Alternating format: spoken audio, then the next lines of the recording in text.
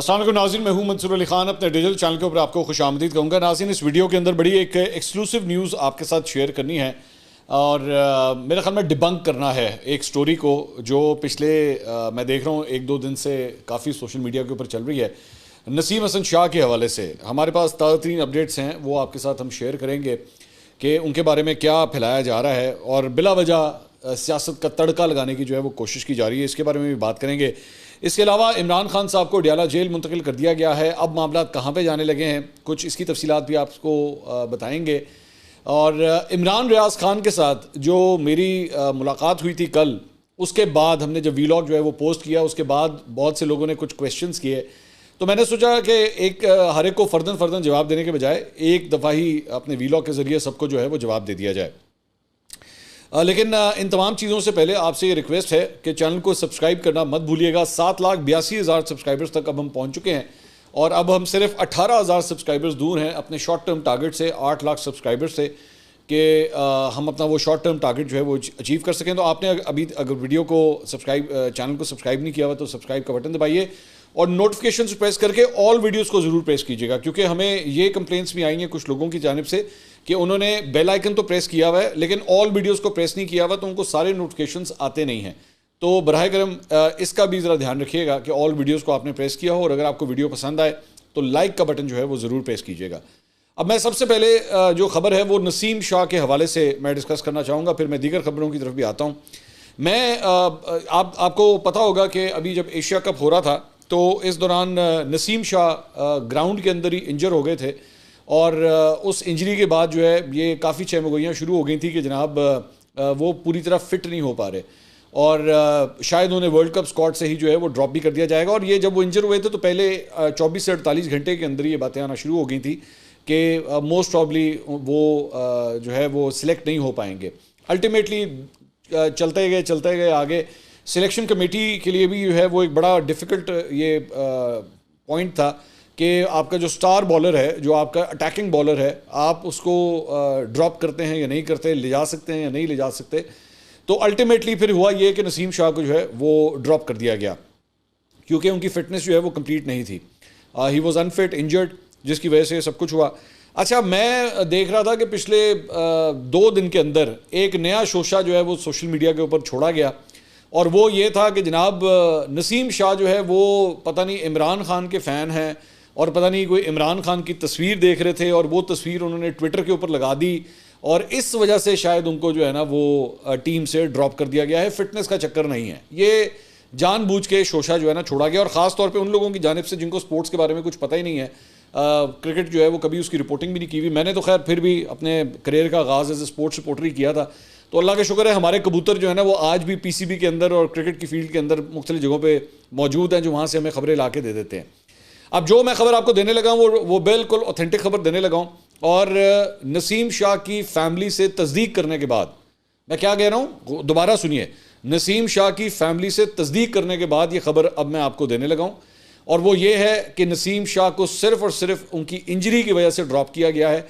ये जो तड़का लगाने की कोशिश की गई है ना बिला वजह कि जी पता नहीं इमरान खान की तस्वीर देख रहे थे तो इसकी वजह से जो है वो उनको ड्रॉप कर दिया गया, ये फजूल बिला वजह व्यूज़ हासिल करने की खातिर और फेक न्यूज़ फैलाने की खातिर जो है एम ही बिला वजह एक रौला डालने की कोशिश की गई है। नसीम शाह की तो इंजरी की सिचुएशन ये है कि उनका जो शोल्डर है, शोल्डर का जो फ्रंट टेंडन होता है, ये बेसिकली उनका टेंडन जो है वो इंजर हुआ है। मैं आपको स्पेसिफिकली बता रहा हूँ और उनकी MRI रिपोर्ट्स भी जो हैं वो उनकी फैमिली के पास हैं। अगर किसी को शौक हो तो जाके उसकी फैमिली से रब्ता कर ले, वो MRI रिपोर्ट्स उनके पास भी पड़ी हुई हैं। आज नसीम जो है वो या तो दुबई फ्लाई कर चुके होंगे जब तक आप वीडियो देख रहे हैं या फ्लाई करने वाले हैं। उन्होंने 2 दिन, मैं आपको स्केड्यूल भी उनका आगे का बता दूँ, मतलब अगर आपको शौक है ना पता करने का, तो वो 2 दिन दुबई में रहेंगे और 2 दिन दुबई में रहने के बाद उसके बाद वो इंग्लैंड जा रहे हैं अपनी इस इंजरी की ट्रीटमेंट की खातिर। और दूसरी बात ये कि ये पहला मौका नहीं है। मेरी जो और भी कुछ लोगों से बात हुई उनका ये भी कहना था कि नसीम फास्ट बॉलर्स के साथ ये प्रॉब्लम्स आती हैं, इंजरी प्रॉब्लम्स, काफ़ी इंजरी प्रोन होते हैं वो, ऑब्वियसली इतनी एफर्ट हो रही होती है, बॉडी की इतनी ज़्यादा एफर्ट हो रही होती है कि इंजरी प्रोन होते हैं, specifically having to do with their action also. Action का भी बड़ा फ़र्क होता है। शोएब अख्तर बहुत दफ़ा इंजर हुए, वसीम अकरम ऑन रिकॉर्ड ये बात कह चुके हैं कि वो कई दफ़ा इंजर होते थे, फिर उनको ये रिकमेंड किया गया, बल्कि इमरान खान साहब ने उनको रिकमेंड किया था कि आप अपना रन अप जो है ना उसको थोड़ा शॉर्ट कर दें, ताकि आपकी इंजरी जो है वो कम हो जाए। अक्सर घुटनों में प्रॉब्लम आ जाती है, कमर में प्रॉब्लम होती है, इस तरह की इंजरीज आ जाती हैं। 1992 वर्ल्ड कप में वकार यूनुस ने इंजरी की वजह से वो वर्ल्ड कप उन्होंने मिस कर दिया था। फिर मैं उनके जो एक पुराने कोच हैं, नसीम शाह के एक पुराने कोच हैं, मेरी उनसे बात हुई तो उन्होंने मुझे बताया कि एक दफ़ा ये अंडर 19 का वर्ल्ड कप भी मिस कर चुके हैं नसीम शाह, और उसमें शाहीन शाह अफरीदी और नसीम शाह, उसके अंदर भी इन दोनों ने पाकिस्तान अंडर 19 के अंदर जो है वो अटैक के तौर पे जाना था, लेकिन नसीम को ड्रॉप करना पड़ा क्योंकि नसीम उधर भी इंजर हो गए थे। तो हो जाता है आपके करियर के अंदर हो जाता है, लेकिन मुझे अफसोस इस बात का है कि इस बात के अंदर भी जो है ना वो एक सियासी तड़का लगा दिया गया कि जी वो इमरान खान की तस्वीर जो है वो देख रहा था और उसने सोशल मीडिया पे तस्वीर डाल दी, तो इसकी वजह से नसीम शाह को इंजर कर मतलब ये कह दिया गया ये इंजर है और उसको सिलेक्ट नहीं किया गया। ना किया करें इस तरह, ये बिला वजह की जो है ना वो चस्के लेने की खातिर, अपने व्यूज़ लेने की खातिर इस किस्म की खबरें ना फैलाया करें। जाके रियलिटी चेक कर लिया करें, और कुछ दिन तो पीसीबी चले जाएं, और कुछ दिन नसीम शाह की फैमिली से रब्ता कर लें। अगर आपका नसीम शाह से रब्ता नहीं हो पा रहा तो उसकी फैमिली से रब्ता कर लें, अगर नहीं हो पा रहा तो मुझे कह दें, मैं आपको उनके भाई तक या उनकी फैमिली तक या उनके वालिद साहब तक जो है आपका एक्सेस करवा दूंगा, उनसे जाके पूछ लीजिएगा। तो बराए मेहरबानी इस किस्म की गलत खबरें मत फैलाया करें। अच्छा जी, दूसरा इमरान रियाज खान के बारे में भी मैं बात करना चाहूँगा। कल हमने जो वीलॉग अपना अपलोड किया तो बहुत से लोगों ने उसको देखा, बहुत से हमें फीडबैक्स भी आए। मैं जारी बात है एक एक करके फर्दन तो मैं रिस्पॉन्ड नहीं कर सकता। कुछ लोगों ने सराहा, कुछ लोगों ने और अपनी भड़ास निकाली, ठीक है, कोई मसला नहीं। जारी बात है मैं हमेशा ये बात मानता हूँ कि जो एंकर्स होते हैं या जर्नलिस्ट होते हैं वो जब अपना कोई काम करते हैं तो जारी बात है वो पब्लिक डोमेन में रखते हैं ना। आपने एक चीज़ कंस्ट्रक्ट की या आपने एक स्टोरी की, आपने कोई भी चीज़ रखी, उसके बाद आपने उसको पब्लिक डोमेन के अंदर रखा, तो उसके बाद जब once it's out in the public domain तो फिर उसके ऊपर तारीफ भी होगी और उसके ऊपर तनकीद भी होगी। हर चीज़ को बर्दाश्त करें, इतना छोटा दिल नहीं होना चाहिए कि आप ये कहें कि जनाब ये क्यों कह दिया। लेकिन मैं एक तनकीद का जवाब ज़रूर मैं देना चाहूँगा, और मुझे ख़ास तौर पे हमारे तुर्की के अंदर एक बैठे हुए हमारे सहाफ़ी दोस्त हैं, उन्होंने एक तनकीद की, मैं उसका जवाब ज़रूर देना चाहूँगा। उन्होंने ये लिखा कि ये लोग जो इमरान रियाज से मिलने गए थे उन्होंने ये बोला ही नहीं, ये बताया ही नहीं कि जनाब इमरान जो है वो किसकी तहवील में था, और पूरी बात ही नहीं उन्होंने बताई। और ये क्यों नहीं बताई, और अपने व्यूज़ लेने की खातिर और लाइक्स लेने की खातिर जो है वो उन्होंने ये वीलॉग जो है वो कर दिए। मैं देता हूँ इसका जवाब। जो गुफ्तगू की गई है ना वीलॉग के अंदर, 3 लोगों ने वीलॉग्स किए हैं इसके ऊपर, मैंने, इकरारुल हसन ने और तारिक मतीन ने, हम 3 लोग वहाँ पे ऐसे लोग बैठे हुए थे जिन्होंने उस मुलाकात के बाद जाके वीलॉग किया। आपकी इतला के लिए अर्ज़ है, नेक्स्ट टाइम ना इस किस्म की फजूलियात बोलने से पहले किसी को फ़ोन करके पूछ लिया करें कि भाई ये ज़रा हमें क्लियर कर दें, तो मैं अब आपको क्लियर कर देता हूँ। वो जो गुफ्तगू की गई थी ना अपने अपने वीलॉग्स के अंदर, उनका तकरीबन मतन एक ही है, हम तीनों के वीलॉग्स का तकरीबन मतन एक ही है, और ये वो फ्रेमवर्क था जो इमरान के साथ बैठ के डिसाइड हुआ। इमरान के साथ ही ये बैठ के डिसाइड हुआ कि हम इतनी ही बात करेंगे, इससे बाहर नहीं जाएंगे। और ये इमरान की ख्वाहिश थी कि जी मैं भी यही चाहता हूँ, और उनके वकला की टीम जो थी ये वो भी चाहती थी, और हमें उस वक्त इमरान की ही प्राइवेसी का ध्यान रखना है। हमारा सबसे पहला कंसर्न इमरान है, ठीक है। सिर्फ आपकी नॉलेज की खातिर या आपकी चस्कों की खातिर जो है ना बैठ के हमने मिर्च मसाले नहीं डालने थे वीलॉग के अंदर। तो उतनी ही इंफॉर्मेशन आपके साथ शेयर की जाएगी जितनी इमरान ने कहा था कि जी हाँ ये बात आप कर दीजिए। बाकी अल्लाह करे इमरान खुद जल्द अज जल्द ठीक हों, और मैंने पहले भी पिछले वीलॉग में भी कहा कि वो आके खुद वीलॉग्स करें, खुद अपना प्रोग्राम्स करें, और खुद जो बोलना चाहते हैं वो बोलें, वो उनका राइट है, और वो जो बात करना चाहते हैं, जो कम्युनिकेट करना चाहते हैं वो करें। तो पाकिस्तान में रहने वालों की तो चलो फिर भी समझ आती है, ए जेडे पाकिस्तान तो बाहर रहते हैं ना, जेडे फन्ने खान बन जाते हैं और वो बैठ के तनकीद करना शुरू कर देते हैं, उनका क्या जवाब। मैं तो नाम भी नहीं ले रहा किसी का, मुझे नाम लेने की ज़रूरत भी नहीं है, लेकिन वो जितने बड़े फन्ने खान बन जाते हैं ना, बाहर से बैठ के डींगे मारना बहुत बड़ी बात है। इधर आएँ, और हमें आप लोगों ने जो बाहर गए हुए हैं, इन्होंने यहाँ पे क्या क्या गुल खिलाए थे और कितने को बड़े फन्ने खान थे, या कैसी सहाफ़त या कैसी सियासत करते रहे, सब ने देखा हुआ है, सब ने देखा। मैं ना मुंह खुलवाएं, एमी बिला वजह जो है ना आपको एम्बेरसमेंट होगी, हमें सब पता है। तो ये जितनी गुफ्तगू हुई वो इमरान की मर्ज़ी से हुई, इमरान की अप्रूवल से हुई, और वो इन्फॉर्मेशन हमने आप तक शेयर की, ठीक है। तो असल बात ये थी, वीलॉग करना है कि नहीं करना ये भी बहुत ज़रूरी है, ये भी होगा ना आपके। तो वीलॉग करना या ना करना ये भी इमरान ने इसकी ख़ास तौर पे अप्रूवल दी थी कि हाँ जी हम ये करें, बात करें, या इस पर कोई बात ना करें, ये भी ज़हन में रखिएगा। और मैं साथ ये भी बता दूं कि वो जो तस्वीर आई बाहर, वो तस्वीर भी सबसे पहले इमरान के अपने वकील ने ट्वीट की थी, मियां अली इशफाक ने, उन्होंने ट्वीट की थी, तस्वीर पड़ी भी थी हमारे पास भी, लेकिन मैंने उसको ना ट्वीट किया ना उसके बारे में कोई जिक्र किया। ये तस्वीर खींची भी उन्होंने खुद ही है, मैं मियाँ अली इशफाक के कैमरे से तस्वीर खींची है, उनके कहने पे तस्वीर खींची है। हम में से तीनों ने, किसी ने ये तक नहीं कहा था कि भाई इसकी हमारी कोई तस्वीर खींच दें साहब, ये उनकी मर्जी से हुआ सब कुछ। तो बिला वजह जो है ना वो मतलब अटेंशन हासिल करने की खातिर या मेंगने डालने की खातिर इस तरह की हरकतें ना किया करें, फ़ोन कर लिया करें। ख़ास तौर पे वो लोग जिन्होंने इस किस्म की बातें करनी, मुझे इकरार को या तारिक साहब को फ़ोन करके पूछ लेते कि भाई मेरे ये ज़हन में जो है वो गंद आया है, ज़रा इसका मुझे जवाब तो दे दें, तो आपको दे देते जवाब, फिर उसके बाद बोले आपने जो भी बोलना है। अच्छा जी, अब ज़रा आ जाएँ कुछ दीगर खबरों की जानिब।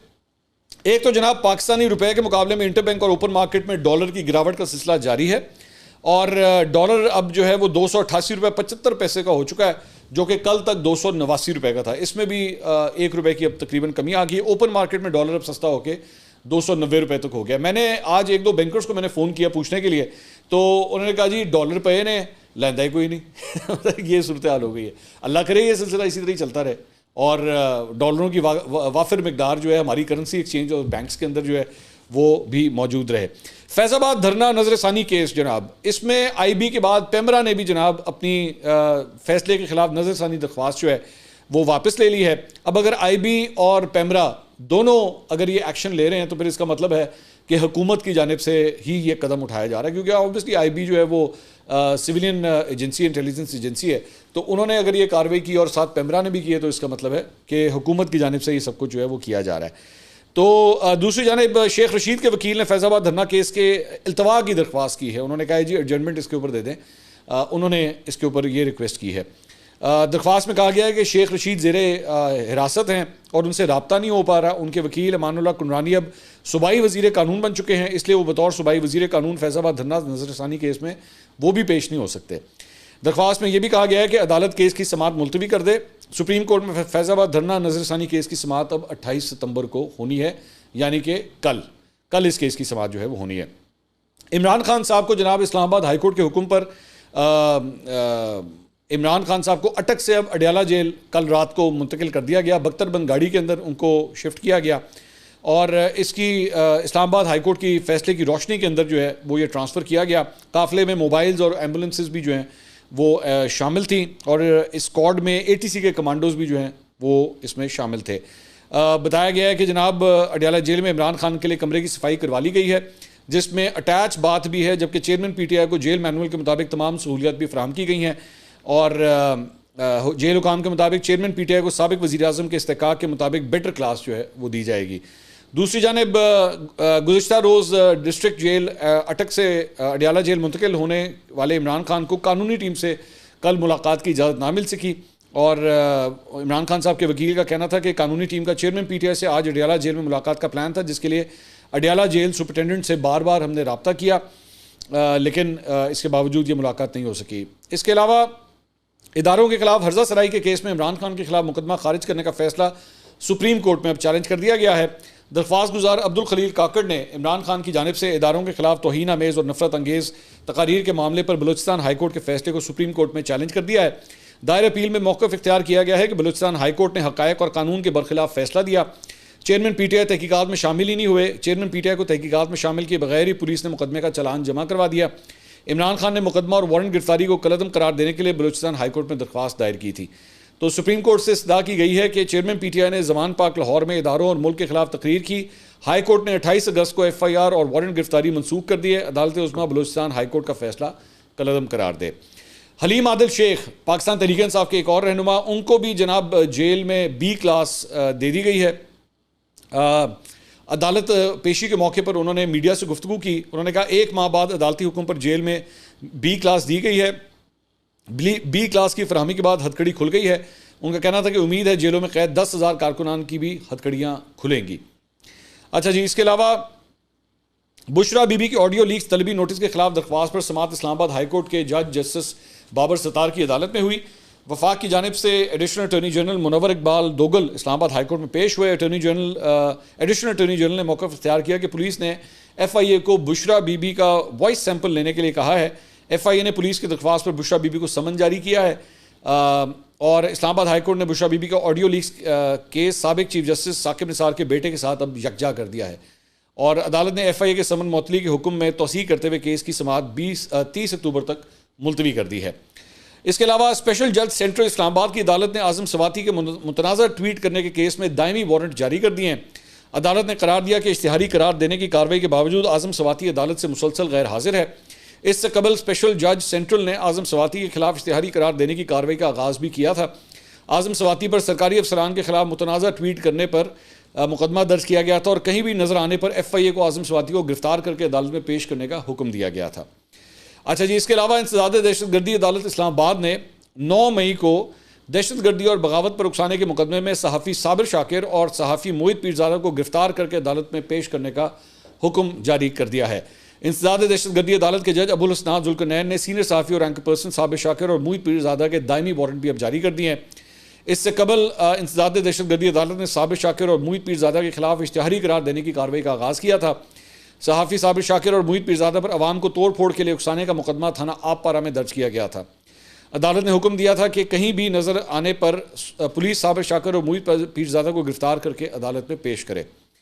इसके अलावा अली मोहम्मद खान पाकिस्तान तहरीक इंसाफ के रहनुमा और बैरिस्टर गौहर अली खान समेत 4 रहनुमाओं को पाकिस्तान तहरीक इंसाफ का तर्जुमान मुकर्रर कर दिया गया है। PTI इलामिया के मुताबिक शुएब शाहीन और रऊफ़ हसन पाकिस्तान तहरीक इंसाफ के पहले से ही तर्जुमान मुकर्रर हैं और नामज़द तर्जुमानी कानूनी और सियासी अमूर पर पार्टी मौक़िफ़ से वो लोग आगाह करेंगे। ख्याल रहे कि रऊफ़ हसन सेक्रेटरी इंफॉर्मेशन पाकिस्तान तहरीक इंसाफ के ओहदे के ऊपर भी ऑलरेडी फाइज हैं।